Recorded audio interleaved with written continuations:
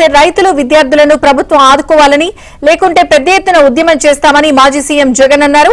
కడప జిల్లా బ్రాహ్మణపల్లిలో అరటి పంటలను జగన్ పరిశీలించారు. ఫీజు రీయింబర్స్మెంట్ అందక విద్యార్థులు గిట్టుబాటు ధర లేక రైతులు అవస్థలు పడుతున్నారన్నారు. చంద్రబాబు ప్రభుత్వం స్పందించుకుంటే పెద్ద ఎత్తున ఉద్యమిస్తామని జగన్ తెలిపారు. నిజంగా చంద్రబాబు నాయుడు గారు గట్టిగా చెప్తా ఉన్నాం, అయ్యా చంద్రబాబు నాయుడు గారు, నువ్వు గన పట్టించుకునే కార్యక్రమం చేయకపోతే త్వరలోనే రైతుల తరఫున మరో గొప్ప ఉద్యమం మళ్ళా జరుగుతుంది. ఇప్పటికే ఫీజు రీయింబర్స్మెంట్ అందక పిల్లలు కూడా అగసాట్లు పడతా ఉన్నారు. అయ్యా చంద్రబాబు నాయుడు, మేలుకోకపోతే వీళ్ళందరి తరఫున రాబోయే రోజుల్లో తీవ్రమైన ఉద్యమాలు తప్పకుండా జరుగుతాయి.